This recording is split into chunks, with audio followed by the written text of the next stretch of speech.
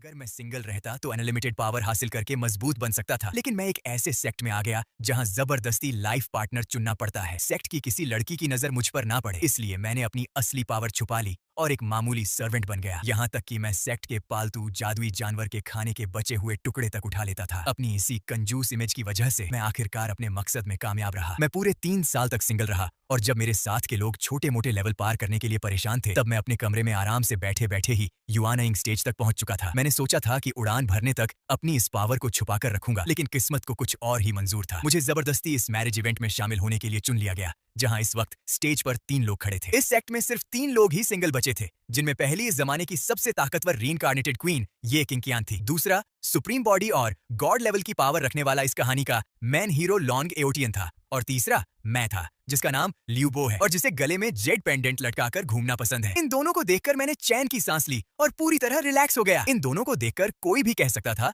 कि यह जोड़ी ऊपर वाले ने बनाई है और मुझे तो बस यहाँ एक फॉर्मेलिटी के लिए खड़ा किया गया है। दूसरी तरफ लॉन्ग एओटियन आज बहुत ज्यादा एक्साइटेड था, क्योंकि वह पिछले 3 साल से ये किंग कियान से एक तरफा प्यार करता था और आज उसका सपना पूरा होने वाला था। तभी उसने अपनी नजरें घुमाई और उसकी नजर मुझ पर पड़ी, जहां मैं जमीन पर बैठकर आराम से अपनी नाक साफ कर रहा था। मुझे इस तरह देखते ही उसकी आंखों में मेरे लिए साफ तौर पर नफरत, मजाक और एक अजीब सा घमंड दिखाई देने लगा। उसे अपनी तरफ देखता पाकर मैंने मन ही मन सोचा, भाई तुम क्या करना चाहते हो? मुझे बिल्कुल मत चुनना, क्योंकि हमारे बीच ऐसा कुछ भी पॉसिबल नहीं है। लॉन्ग एओटियन कुछ पलों के लिए शॉक रह गया, लेकिन जैसे ही उसे मेरी बात समझ आई, उसका पूरा चेहरा गुस्से से लाल हो गया और वह अपने दांत पीसने लगा। वह गुस्से में चिल्लाया, तुम जैसे कचरे की हिम्मत कैसे हुई मुझसे इस तरह की बकवास बात करने की? तुम सिर्फ एक मामूली सर्वेंट हो और तुम्हारी औकात मुझसे बात करने की भी नहीं है। इतना कहकर उसने एक गहरी सांस ली और ये किंकियान की तरफ मुड़ गया। उसने बड़े प्यार से कहा, किंकियान सिस्टर, जब 3 साल पहले मैंने तुम्हें पहली बार देखा था, तभी से मैं तुमसे बहुत प्यार करता हूँ। उसने आगे कहा कि अगर तुम मेरी लाइफ पार्टनर बनने के लिए तैयार हो तो मैं अपनी जान देकर भी तुम्हारी हिफाजत करने की कसम खाता हूँ। उसकी यह बात सुनते ही आसपास खड़े सभी स्टूडेंट्स खुशी से चिल्लाने लगे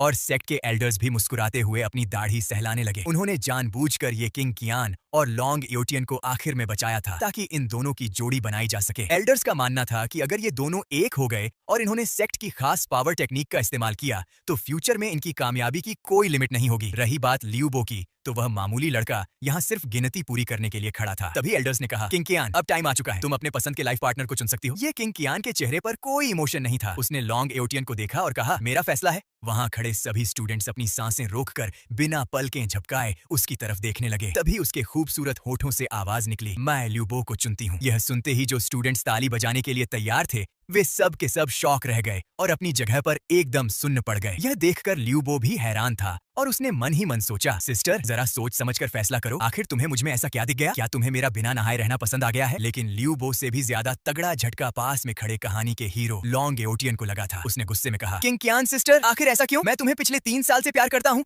तो क्या मैं इस मामूली सर्वेंट से भी गया गुजरा हूँ? वहाँ खड़े एल्डर्स ने भी कहा, हाँ किंग कियान, तुम्हें एक बार फिर अच्छे से सोच लेना चाहिए, क्योंकि इस टेक्निक का फायदा तभी मिलता है जब सामने वाले पार्टनर की पावर ज्यादा हो। तुम एक बार फिर सोच लो, अभी भी पीछे हटने का मौका है। इस पर ये किंग कियान ने बड़े शांत होकर जवाब दिया, एल्डर्स, आप फिक्र मत कीजिए, मैंने जो फैसला एक बार ले लिया है, मैं उससे कभी पीछे नहीं हटूंगी। उसकी बात सुनकर एल्डर्स ने अनाउंस कर दिया, मैं डिक्लेयर करता हूं कि आज से सर्वेंट लियू बो और कोर स्टूडेंट ये किंग कियान एक दूसरे के लाइफ पार्टनर बनते हैं। एल्डर्स की यह अनाउंसमेंट सुनते ही लॉन्ग एओटियन का चेहरा गुस्से से बिल्कुल टेढ़ा हो गया। वह चिल्लाया, वक्त हमेशा एक जैसा नहीं रहता, आज तुम्हारा दिन है तो कल मेरा होगा। किंग कियान, तुम्हें एक दिन अपने इस फैसले पर बहुत पछतावा होगा। इतना कहकर वह गुस्से में पैर पटकता हुआ वहां से चला गया और जाते जाते लियू बो को तेजी से धक्का दे दिया। धक्का लगते ही लियू बो को बहुत गुस्सा आया और उसने सोचा कि क्या मुझे इसे यहीं पर खत्म कर देना चाहिए, लेकिन फिर उसने खुद को रोका कि नहीं, अभी ऐसा करना ठीक नहीं होगा, क्योंकि सेक्ट के बैक माउंटेन में ना जाने कितने पुराने और खतरनाक मास्टर छुपे बैठे हैं। मेरी यह नई युआनिंग स्टेज उन सब के सामने अभी बहुत कम है। इससे अच्छा तो यह होगा कि मैं इस लड़की को ही हमेशा के लिए अपने रास्ते से हटा दूं। तभी अचानक लियू बो के दिमाग में एक आवाज गूंजी, मास्टर, आप इतना परेशान मत होइए, मेरे पास आपके लिए एक बहुत अच्छी गुड न्यूज है, क्या आप उसे सुनना चाहेंगे? इस पर लियू बो ने चिढ़कर कहा, यहाँ मेरी जान पर बनी है और तुम्हें मजाक सूझ रहा है, जो भी बात है जल्दी बताओ। दिमाग से दोबारा आवाज आई, आप हमेशा इतनी जल्दी में क्यों रहते हैं? लियू बो ने गुस्से में कहा, तुम सीधे सीधे बताओगे या नहीं? सिस्टम ने घबराते हुए कहा,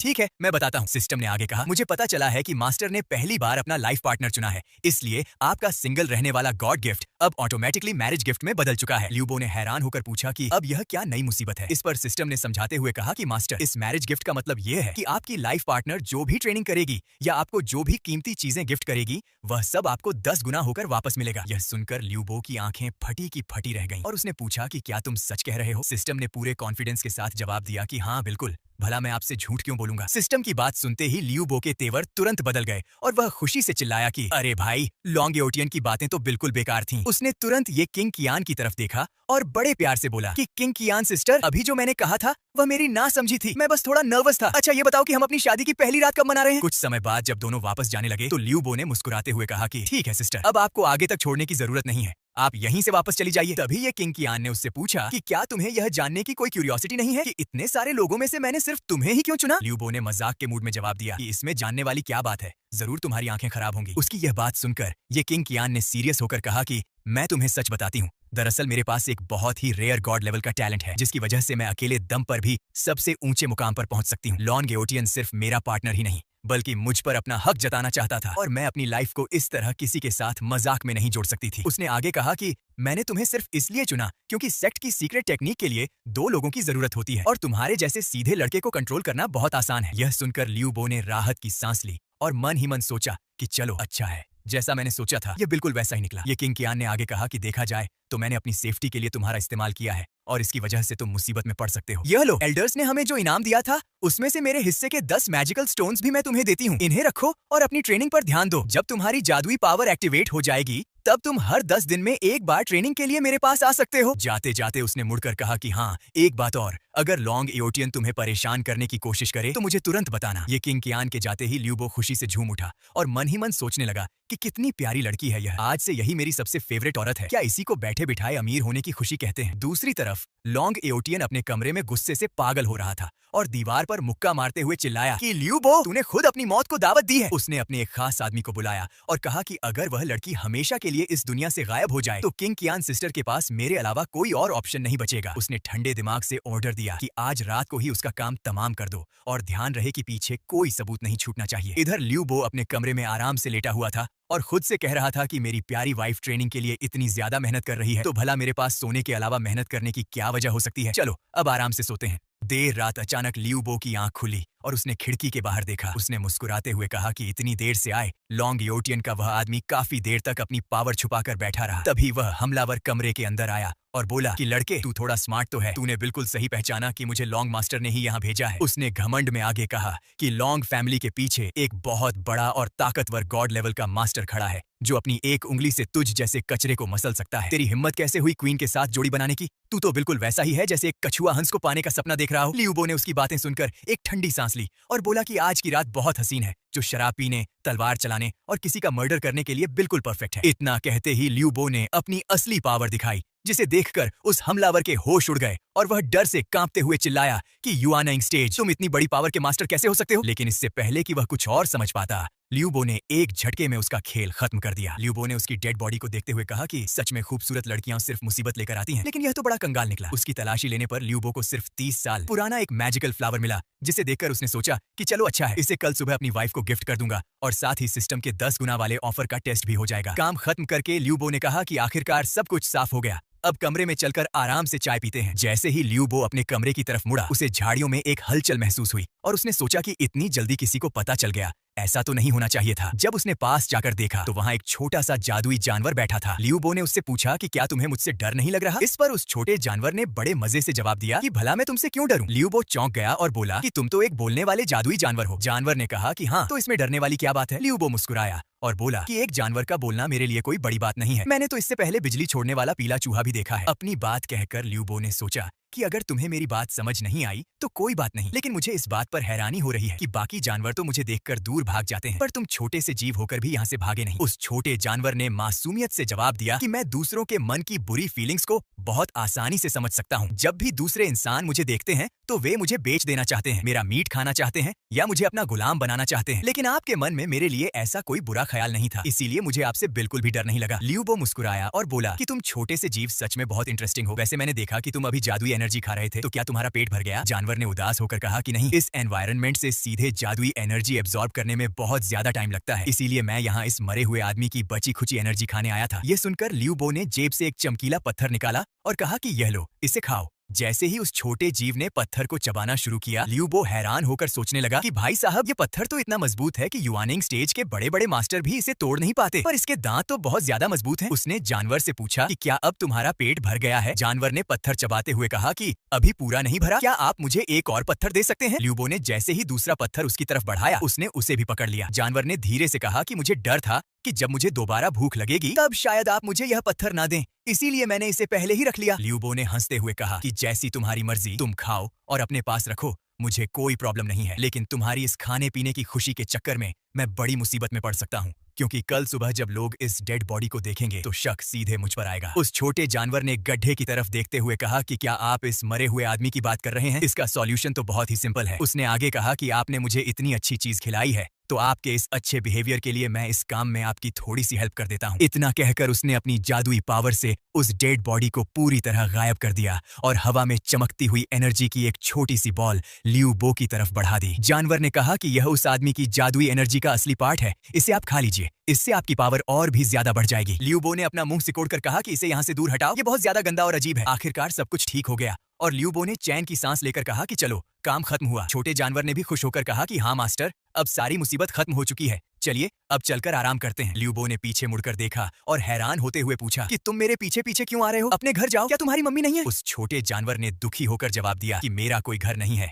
इससे पहले मैं हमेशा यहाँ वहाँ छुपकर अपनी जान बचाता फिर रहा था। इतने दिनों बाद मुझे कोई ऐसा अच्छा इंसान मिला है जिसके मन में मेरे लिए कोई नफरत नहीं है और जिसने मुझे इतने अच्छे मैजिकल स्टोन्स भी खिलाए, इसलिए मैं अब आपको छोड़कर कहीं नहीं जाने वाला। उसने आगे कहा कि आप फिक्र मत कीजिए, मैं आपकी हर बात मानूंगा, मुझे यहाँ रखने में कोई खतरा नहीं है और मैं आपके बहुत सारे कामों में आपकी हेल्प भी कर सकता हूँ। ल्यूबो ने मुस्कुराते हुए कहा कि ठीक है, आज से तुम्हारा नाम लाइफू है, चलो मेरे पास आओ। तभी उस छोटे जीव ने धीरे से कहा कि लेकिन आपने ऐसा क्यों कहा कि मेरी मम्मी नहीं है? अगली सुबह जब ल्यूबो सोकर उठा तो वह अपनी बॉडी को स्ट्रेच करते हुए सोचने लगा कि आज सुबह से ही मेरी बॉडी में अजीब सी फीलिंग क्यों हो रही है। ऐसा लग रहा है जैसे कल रात मैंने सपने में पर्पल कपड़ों वाली किसी खूबसूरत लड़की को देखा था। यह सच में बहुत अजीब है। उसने बेड पर बैठे उस छोटे जानवर को देखा और मन ही मन हंसा कि कहीं ऐसा तो नहीं कि इतने लंबे समय तक सिंगल रहने की वजह से मुझे अब यह छोटा सा जीव भी बहुत ज्यादा प्यारा लगने लगा है। जानवर ने उसकी तरफ देखा और चिढ़कर पूछा कि आप मुझे इस तरह की अजीब नजरों से क्यों देख रहे हैं? सच सच बताइए, क्या आप मुझे बेचने का कोई प्लान बना रहे हैं? ल्यूबो ने उसे डांटते हुए कहा कि तुम सुबह सुबह क्या बकवास कर रहे हो? मैं तो बस ये सोचकर हैरान था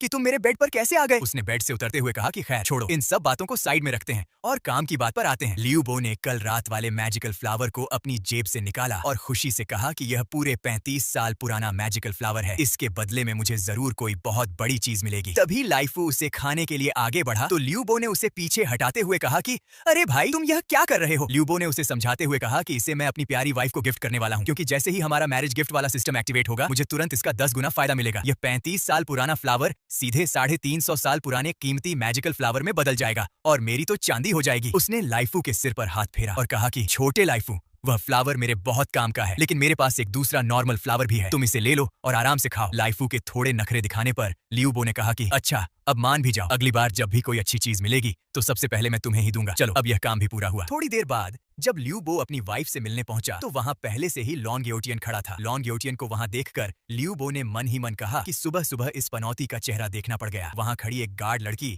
लॉन्गयोटियन से कह रही थी कि लॉन्ग मास्टर, हमारी सीनियर कल रात से ही अपनी स्पेशल ट्रेनिंग के लिए जा चुकी हैं। उन्होंने साफ साफ कहा है कि जब तक वह बाहर नहीं आ जाती वह किसी से भी नहीं मिलेंगी, इसलिए आप प्लीज यहाँ से वापस चले जाइए। लॉन्गयोटियन ने एटीट्यूड दिखाते हुए जवाब दिया कि कोई बात नहीं, मैं यहीं खड़े होकर उनका वेट कर लूंगा। मुझे लगता है कि युआनेंग के मिडिल लेवल पर पहुंचने में उन्हें बस कुछ ही दिनों का टाइम लगेगा। गार्ड लड़की ने सिर झुकाकर कहा कि लॉन्ग मास्टर, आपकी इस समझदारी के लिए बहुत बहुत थैंक यू। तभी लॉन्गयोटियन की नजर अचानक ल्यूबो पर पड़ी और उसे जिंदा देखकर उसके होश उड़ गए। उसने मन ही मन सोचा कि यह कचरा अभी तक जिंदा कैसे है। ल्यूबो ने उसके पास जाकर मुस्कुराते हुए कहा कि लॉन्ग ब्रदर, ये आप क्या कह रहे हैं? मैं तो बिल्कुल ठीक ठाक हूँ, अच्छे से खा रहा हूँ और बढ़िया सो रहा हूँ। लॉन्गयोटियन गुस्से से कांपने लगा और सोचने लगा कि मेरे आदमियों ने जिस सर्वेंट मैनेजर को यह काम सौंपा था वह बिल्कुल बेकार निकला, जो इस लड़के को अब तक खत्म नहीं कर पाया। लॉन्गयोटियन ने अपनी आवाज को कड़क करते हुए ल्यूबो से पूछा कि तुम यहाँ क्या कर रहे हो? ये कोर स्टूडेंट्स का एरिया है, तुम जैसे मामूली सर्वेंट को यहाँ आने की परमिशन नहीं है। ल्यूबो ने मजे लेते हुए जवाब दिया कि मैं यहाँ क्यों आया हूँ, ये भी कोई पूछने वाली बात है? मैं तो अपनी लाइफ पार्टनर ये किंगकियान से मिलने आया हूँ। ल्यूबो ने बात को और बढ़ाते हुए कहा कि दरअसल मुझे कंबाइंड ट्रेनिंग के बारे में ज्यादा नॉलेज नहीं है,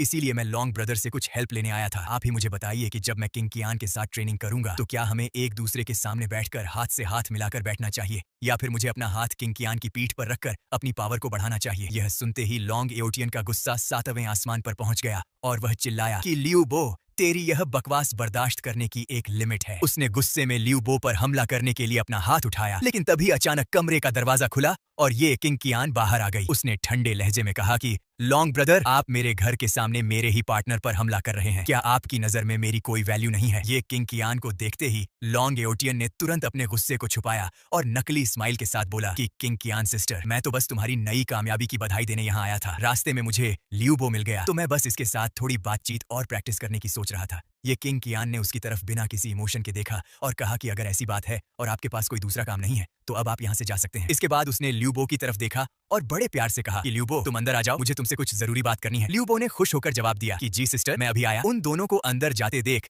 लॉन्ग एओटियन का चेहरा गुस्से से काला पड़ गया और उसने अपने दांत भींचते हुए कहा कि इस मामूली नौकर में ऐसा क्या है जो किंग कियान इसे इतना भाव दे रही है। कमरे के अंदर पहुंचकर ये किंग कियान ने बड़े प्यार से कहा कि लियू बो, तुम यहाँ बैठ सकते हो। लियू बो ने थैंक यू कहते हुए कहा कि सिस्टर, आपका बहुत बहुत शुक्रिया। उसने कमरे के माहौल को देखा जो वाकई बहुत शानदार था। ये किंग कियान ने उसे गौर से देखा और कहा कि तुम्हारी तारीफ करनी पड़ेगी। बहुत कम ऐसे लड़के होते हैं जो मेरी खूबसूरती के सामने इस तरह नॉर्मल और शांत बने रहे। तभी लियू बो की गोद में बैठा लाइफू अचानक हिलने डुलने लगा। उसे देखकर ये किंग कियान की आंखें चमक उठीं और उसने कहा कि अरे, कमरे में यह कैसी प्यारी और मीठी सी खुशबू आ रही है। यह सफेद लोमड़ी तो सच में बहुत ज्यादा खूबसूरत और जादुई लग रही है। क्या मैं इसे थोड़ा सा प्यार कर सकती हूँ या अपने हाथ में ले सकती हूँ? लियू बो ने बात को घुमाते हुए अपनी जेब से वह जादुई फूल निकाला और कहा कि सिस्टर, इसे छोड़िए, पहले आप इस मैजिकल फ्लावर को देखिए कि यह कैसा है। ये किंग कियान ने उस फूल को गौर से देखा और हैरान होकर कहा कि यह फ्लावर तो स्पेशल जादुई पिल्स बनाने का मेन मटेरियल है। इसके साइज को देखकर लगता है कि यह कई साल पुराना कीमती प्लांट है। लियू बो ने मुस्कुराते हुए उसे आगे बढ़ा दिया और कहा कि अगर ऐसी बात है तो यह फूल मैं आपको गिफ्ट करता हूँ। ये किंग कियान ने उसे टोकते हुए कहा कि इतने साल पुराना मैजिकल फ्लावर बहुत रेयर होता है और इसकी कीमत कम से कम कुछ 100 मैजिकल स्टोन्स होगी, जो तुम्हारे जैसे सर्वेंट के लिए बहुत बड़ी रकम है। फिर तुम इसे मुझे क्यों दे रहे हो? लियू बो ने बड़े सीधे बनते हुए जवाब दिया कि सिस्टर, मेरा टैलेंट बहुत कमजोर है, इसलिए इसे अपने पास रखना मेरे लिए पूरी तरह वेस्ट होगा। आप पिल्स बनाने में एक्सपर्ट हैं, तो आपके पास रहकर ही इसका सही इस्तेमाल हो पाएगा। मैं एक गरीब सर्वेंट हूँ और मेरे पास आपको देने के लिए इससे अच्छी कोई चीज नहीं है, इसलिए प्लीज आप इसे रख लीजिए। उसकी बातें सुनकर ये किंग कियान ने कहा कि ठीक है, मुझे अपनी नई पिल्स के लिए सच में इसकी जरूरत थी तो मैं इसे रख लेती हूँ, लेकिन मैं तुमसे ये फ्री में नहीं ले सकती। मैं तुम्हें मार्केट रेट से भी ज्यादा यानी पूरे 350 मैजिकल स्टोन्स इसके बदले में दूंगी। लियू बो ने तुरंत मना करते हुए कहा कि नहीं सिस्टर, इसकी बिल्कुल जरूरत नहीं है। जब हम दोनों पार्टनर बन चुके हैं तो पैसों की बात करना अच्छा नहीं लगता और वैसे भी मुझे इन स्टोन्स की कोई जरूरत नहीं है। उसका यह बिहेवियर देखकर ये किंग कियान ने मन ही मन सोचा कि कहीं यह लड़का सच में मुझे अपनी वाइफ तो नहीं मानने लगा है। फिर उसने मुस्कुराते हुए कहा कि ठीक है, इस तरह पैसों की बात करना सच में अजीब लग रहा है, तो इसके बदले में मैं तुम्हें एक दूसरा कीमती गिफ्ट देती हूँ। वैसे भी लॉन्ग एओटियन तुम्हारे पीछे पड़ा है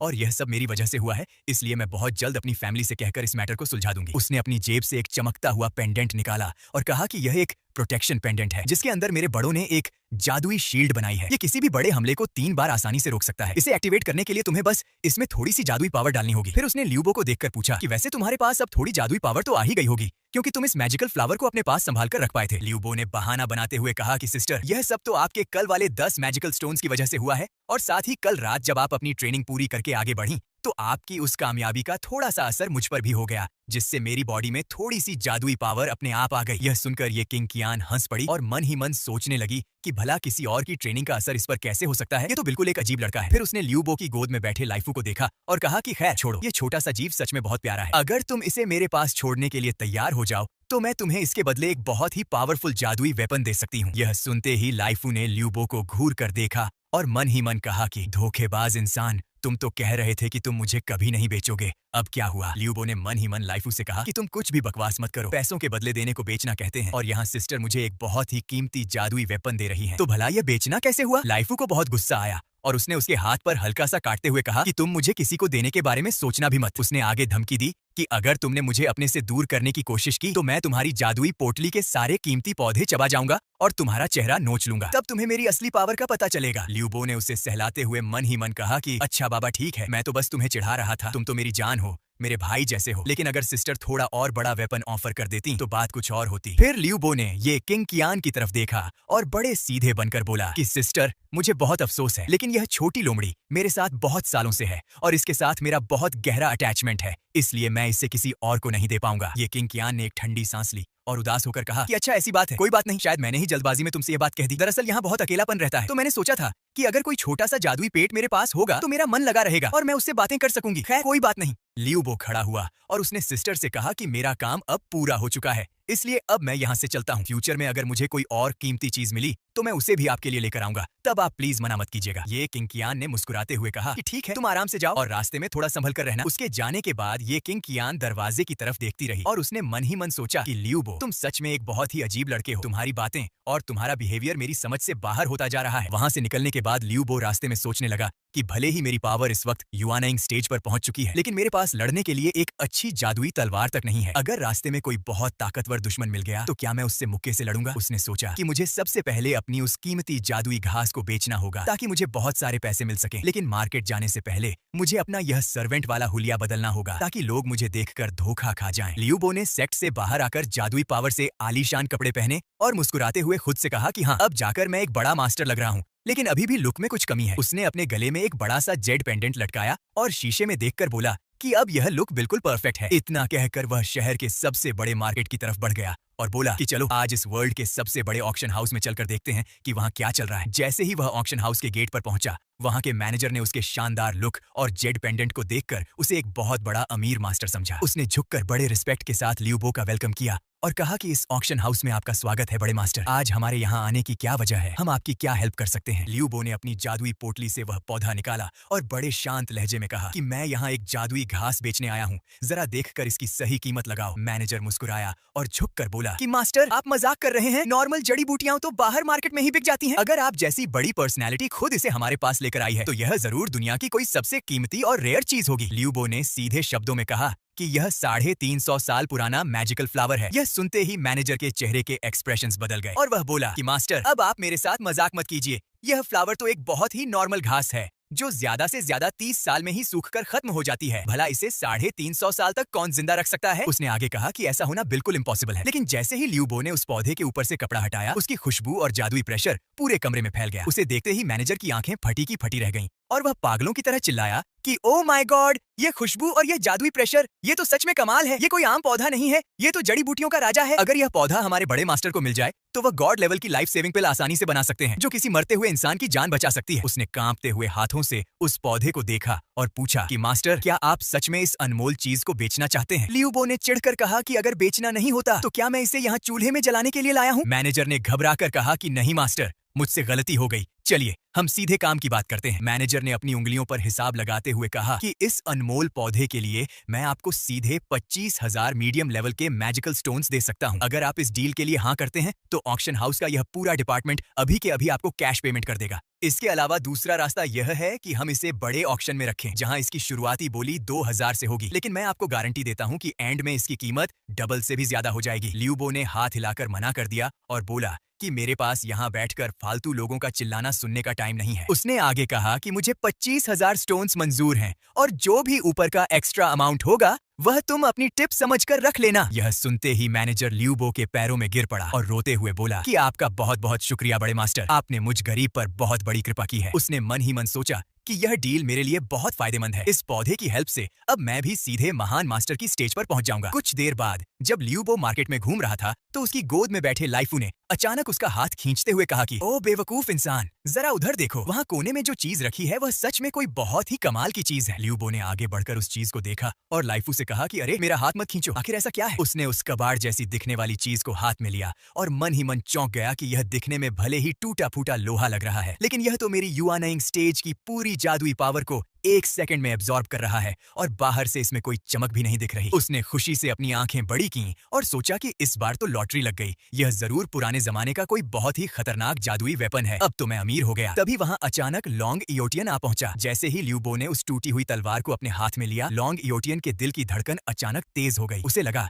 जैसे उसकी किस्मत की कोई बहुत बड़ी चीज किसी ने उससे जबरदस्ती छीन ली हो। वह गुस्से में लियू बो के सामने आया और चिल्लाया कि इसे अभी के अभी नीचे रखो, तुम जैसी नीची औकात वाले इस कीमती चीज को छूने के लायक भी नहीं हो। लियू बो ने उसकी तरफ देखा और ठंडे लहजे में पूछा कि क्या तुम मुझसे वह चीज छीनना चाहते हो जो मुझे पसंद आ चुकी है? लॉन्ग एओटियन ने अपनी तलवार पर हाथ रखा और बोला कि अगर तुम समझदार हो तो तुरंत यहाँ से दफा हो जाओ, वरना मैं वादा करता हूँ कि तुम आज इस मार्केट से जिंदा बाहर नहीं जा पाओगे। लियू बो के चेहरे पर एक डरावनी स्माइल आई और उसने बड़े आराम से पूछा कि क्या तुम्हारी बकवास खत्म हो गई? इतना कहते ही लियू बो ने अपनी बॉडी से युआनाइंग स्टेज का इतना भयानक जादुई प्रेशर रिलीज किया कि पूरा मार्केट कांप उठा। आसपास खड़े लोग डर के मारे चिल्लाने लगे कि ओ माय गॉड, ये तो युआनिंग स्टेज के महान गॉड लेवल मास्टर हैं। लियू बो ने अपनी कड़क आवाज में सिर्फ एक शब्द कहा कि यहाँ से दफा हो जाओ। उसका इतना कहते ही लॉन्ग योटियन डर के मारे पीछे हट गया। लियू बो ने मन ही मन उसका मजाक उड़ाते हुए सोचा कि बड़े सेक्ट का सबसे टैलेंटेड हीरो बनता है, लेकिन इसका कॉन्फिडेंस तो बहुत ही कमजोर निकला। उसने दुकान वाले की तरफ 500 मैजिकल स्टोन्स फेंके और कहा कि ये लो अपने पैसे, ये टूटी हुई तलवार अब से मेरी हुई। उसने लॉन्ग योटियन की तरफ देखा और कहा कि अगर तुम्हें इससे ज्यादा पैसे दूंगा तो तुम जैसी औकात वाले इसे संभाल भी नहीं पाओगे। इतना कहकर उसने लाइफू को उठाया और बोला कि चलो छोटे लाइफू, अब यहाँ से चलते हैं। पीछे खड़ा दुकान वाला खुशी से रोने लगा और झुककर बोला कि बड़े मास्टर, आपका बहुत बहुत शुक्रिया, आपने मुझ गरीब पर बहुत बड़ी कृपा की है। अपने कमरे में वापस आकर लियू बो ने उस टूटी हुई तलवार को टेबल पर रखा और एक्साइटेड होकर बोला कि चलो अब जरा अच्छे से देखते हैं कि तुम आखिर किस लेवल की खतरनाक चीज हो। जैसे ही उसने उसमें अपनी जादुई पावर डाली, तलवार के टुकड़े पर कुछ पुराने शब्द चमकने लगे। लियू बो ने उन्हें ध्यान से पढ़ा कि इस तलवार का नाम जूशियन है। यह नाम पढ़ते ही लियू बो के होश उड़ गए और वह खुशी से चिल्लाया कि ओ माय गॉड, ये तो जूशियन गॉड स्वॉर्ड का टुकड़ा है। यह तो पुराने जमाने का वह जादुई वेपन है जो गॉड लेवल के मास्टर को भी एक झटके में खत्म कर सकता है। लेकिन फिर उसने गौर से देखा और उदास होकर सोचने लगा कि यह तलवार तो बहुत बुरी तरह टूटी हुई है। यह टुकड़ा तो असली तलवार का 10वां हिस्सा भी नहीं है। इस पूरी दुनिया में इसके बाकी के टुकड़े ढूंढना और इसे दोबारा ठीक करना तो आसमान से तारे तोड़ने जैसा मुश्किल काम है। तभी अचानक उसके दिमाग में एक बहुत ही जबरदस्त आइडिया आया और उसकी आंखें चमक उठी। उसने सोचा कि जरा रुको, ये तो सिर्फ 10वां हिस्सा है ना, लेकिन मेरा सिस्टम तो किसी को भी गिफ्ट देने पर उसका 10 गुना करके वापस देता है। तो अगर मैं तलवार का यह 10वां हिस्सा अपनी वाइफ को गिफ्ट कर दूं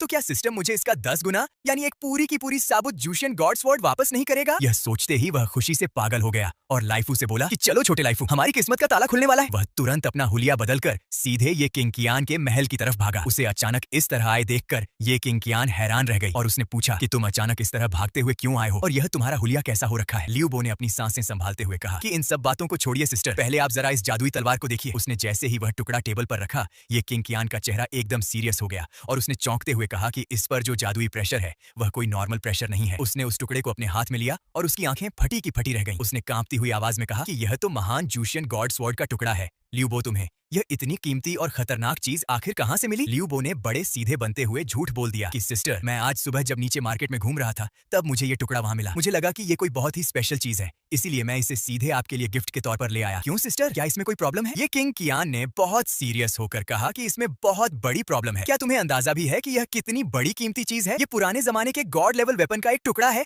अगर ये बात बाहर पता चल गई तो बड़े बड़े गॉड लेवल के मास्टर भी इसे पाने के लिए अपनी जान की बाजी लगा देंगे। लियू बो ने मुस्कुराते हुए जवाब दिया कि सिस्टर, ये तो और भी अच्छी बात है, आपका टैलेंट बहुत कमाल का है, इसलिए यह कीमती चीज आपके हाथ में ही शोभा देगी। अगर यह मेरे पास रही तो मैं इससे सिर्फ चूल्हे की लकड़ियां ही काट पाऊंगा। ये किंग कियान ने टुकड़ा वापस बढ़ाते हुए कहा कि नहीं, यह बहुत ज्यादा कीमती है और मैं इसे किसी भी कीमत पर नहीं रख सकती। यह देखकर लियू बो के होश उड़ गए और उसने मन ही मन सोचा कि अरे सिस्टर, आप यह क्या कर रही हो? अगर आपने इसे रखने से मना कर दिया तो मेरा 10 गुना रिवॉर्ड देने वाला सिस्टम कैसे एक्टिवेट होगा? प्लीज ऐसा मत करो। लियू बो ने तुरंत एक सीरियस चेहरा बनाया और बोला कि सिस्टर, मेरी बात ध्यान से सुनिए, आपके पास गॉड लेवल का टैलेंट है और इसे पास रखने से आपकी ट्रेनिंग बहुत तेजी से आगे बढ़ेगी। वैसे भी हम दोनों लाइफ पार्टनर हैं, तो आपकी पावर जितनी ज्यादा बढ़ेगी उसका फायदा घूम फिरकर मुझे ही मिलेगा। लेकिन अगर यह मेरे पास रहा तो यह सिर्फ लोहे का एक बेकार टुकड़ा ही बनकर रह जाएगा। उसने आगे कहा कि दूसरी बात यह है कि लॉन्ग एओटियन पहले से ही मेरे पीछे पड़ा है। अगर उसे गलती से भी भनक लग गई कि मेरे पास ऐसा कोई जादुई वेपन है तो वह मुझे जिंदा नहीं छोड़ेगा। इसलिए यह जादुई टुकड़ा आपके पास रहना ही सबसे ज्यादा सेफ है। उसकी इतनी समझदारी भरी बातें सुनकर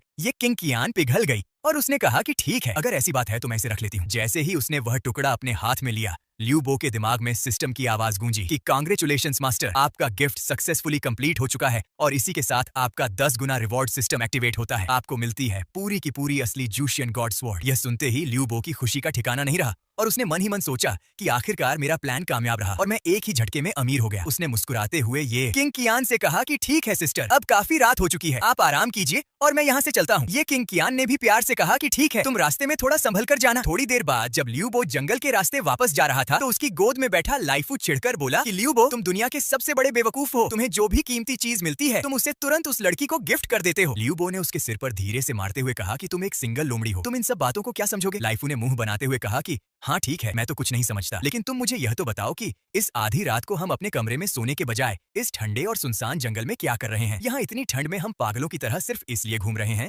ताकि तुम अपना वह जादुई बॉक्स खोल सको जो तुम्हें सिस्टम से मिला है। लियू बो ने झाड़ियों की तरफ देखते हुए धीरे से कहा कि आधी रात को जागने वाले यहाँ सिर्फ हम दोनों ही नहीं है बल्कि कोई और भी है। तभी अंधेरे से एक बूढ़ा आदमी बाहर आया और हंसते हुए बोला कि लड़के, तुम्हारी समझने की पावर तो काफी अच्छी है, लेकिन तुम्हारी किस्मत बहुत खराब है। लॉन्ग मास्टर ने कहा है कि तुम्हें ऐसी मौत दी जाए जिसकी आत्मा हमेशा तड़पती रहे, और मैं उनका प्रोटेक्टर होने के नाते उनकी यह विश जरूर पूरी करूंगा। वैसे तुम्हारी यह रेड ड्रेस तुम्हारे कफन के लिए बिल्कुल परफेक्ट है। लियू बो ने उसकी पावर को महसूस किया और मन ही मन कहा कि तो तुम युआनिंग स्टेज के मास्टर हो। अगर तुम थोड़े दिन पहले आए होते तो मेरे लिए सच में बहुत बड़ी प्रॉब्लम हो जाती, लेकिन इस वक्त मेरे पास जो पावर है उसके सामने तुम कुछ भी नहीं हो। इससे पहले कि लियू बो कुछ करता, उसकी गोद से लाइफू कूदकर आगे आया और चिल्लाया कि लियू बो, तुम यहाँ से जल्दी भागो, मैं इसे यहीं पर रोक कर रखती हूँ। बूढ़े ने हंसते हुए कहा कि तुम एक छोटे से जीव होकर मेरे सामने आने की हिम्मत कर रहे हो, तुम सच में बेवकूफ हो। उसने एक झटके में लाइफू को दूर फेंक दिया। लाइफू को चोट लगते देख लियू बो का गुस्सा 7वें आसमान पर पहुंच गया और वह चिल्लाया कि बूढ़े कुत्ते, तेरी इतनी हिम्मत कि तूने मेरे पेट को चोट पहुंचाई। अगर तू खुद अपनी मौत चाहता है तो अब मुझे दोष मत देना। लियू बो ने तुरंत अपनी जादुई पोटली से वह पूरी जूशियन गॉड स्वॉर्ड बाहर निकाली। उसकी चमक और जादुई प्रेशर देखते ही बूढ़े के होश उड़ गए, लेकिन इससे पहले कि वह कुछ कर पाता,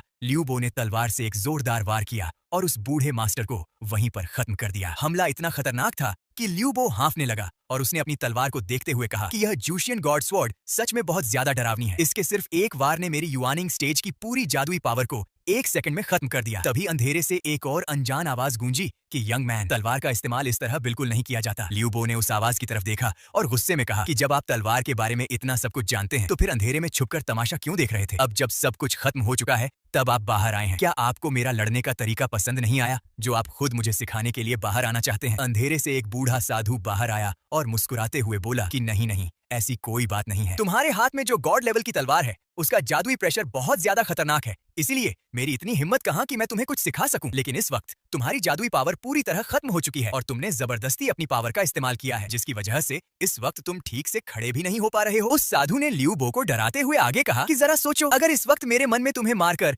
तुम्हारी यह कीमती तलवार छीनने का ख्याल आ जाए तो तुम खुद को बचाने के लिए मेरे सामने कितने समय तक टिक पाओगे? लियू बो ने अपनी तलवार को मजबूती से पकड़ा और हिम्मत दिखाते हुए बोला कि अगर तुम्हारे मन में ऐसा कोई ख्याल है तो तुम आगे बढ़कर ट्राई कर सकते हो। मुझे भी देखना है कि तुम्हारी बॉडी ज्यादा मजबूत है या मेरी इस तलवार की धार। उस साधु ने जब अपनी जादुई नजरों से लियू बो को चेक करने की कोशिश की तो उसे लियू बो के अंदर सिर्फ एक खालीपन दिखाई दिया। वह लियू बो के असली लेवल को बिल्कुल नहीं समझ पाया और मन ही मन सोचने लगा कि यह लड़का बहुत अजीब है, मैं इसकी असली पावर को क्यों नहीं देख पा रहा हूँ। अगर हमारी लड़ाई हुई और मैंने खुद को बचा भी लिया तो भी इस लड़के की पावर मेरे कुछ दांत तो जरूर तोड़ देगी। साधु ने जोर से ठाका लगाया और बोला कि तुम बहुत चालाक लड़के हो और तुम्हारा अपने दुश्मनों पर शक करना भी बिल्कुल सही है, लेकिन इस वक्त तुम्हारी जो कंडीशन है उसे देखकर कोई भी तुम्हें एक उंगली से गिरा सकता है। तुम इस वक्त हवा में तलवार चलाने की हालत में भी नहीं हो, तो भला मुझसे क्या लड़ोगे? अपनी इस लड़ने वाली पोजीशन को छोड़ो, आज मेरा मूड बहुत अच्छा है, इसलिए मैं तुम्हें अपनी जादुई तलवार की असली पावर का एक छोटा सा नजारा दिखाना चाहता हूँ ताकि तुम्हें समझ आए कि असल में तलवार का इस्तेमाल कैसे किया जाता है। उसने आगे बढ़ते हुए लियू बो से कहा कि मैं तुम्हें अपनी तलवार के 2 सबसे खास मूव्स सिखाने जा रहा हूँ।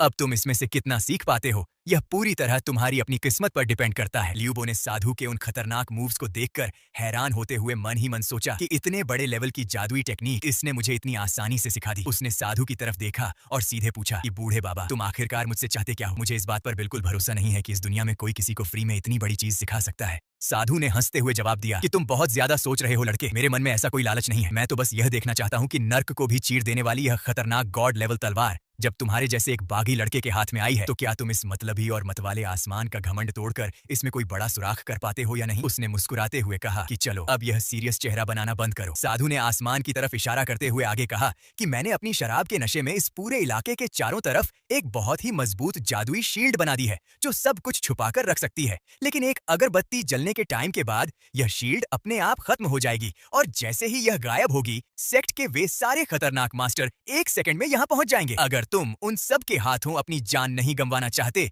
तो जितनी जल्दी हो सके यहाँ से भाग निकलो। इतना कहकर वह साधु अपनी मस्ती में झूमते हुए और अपनी जादुई तलवार पर सवार होकर आसमान की तरफ चला गया। हवा में उसकी आवाज गूंज रही थी कि एक बड़ी जिंदगी का सपना और शराब की एक बोतल, हजारों सालों की यह दुनिया और मेरी यह तलवार ही मेरी नाव है, अब मैं चलता हूँ। उनके जाते ही लियू बो जमीन पर गिर पड़ा और दर्द से कराहते हुए सोचने लगा कि शिट, मेरी जादुई पावर पूरी तरह खत्म हो चुकी है और बॉडी बिल्कुल साथ नहीं दे रही है। अगर मैं इस छोटे लाइफू को लेकर अपने पैरों से भागने की कोशिश करूंगा तो हम उन खतरनाक मास्टर्स से कभी नहीं जीत पाएंगे। अब तो मुझे सिर्फ अपनी किस्मत पर ही दांव लगाना होगा। उसने खड़े होने की कोशिश की लेकिन तभी उसे दूर से मास्टर्स की जादुई पावर अपनी तरफ आती हुई महसूस हुई। उसने घबरा कर कहा कि नहीं, हमारे पास बहुत कम टाइम बचा है और पैदल भागना अब बिल्कुल इम्पॉसिबल है। ल्यूबो ने एक गहरी सांस ली और उस बूढ़े साधु के सिखाए हुए कदमों वाले मूव्स को याद करने लगा। उसने अपनी पूरी बची खुची पावर को पैरों में इकट्ठा किया और आसमान की तरफ देखते हुए चिल्लाया कि बूढ़े बाबा, अगर तुम्हारी सिखाई हुई यह जादुई स्पीड टेक्निक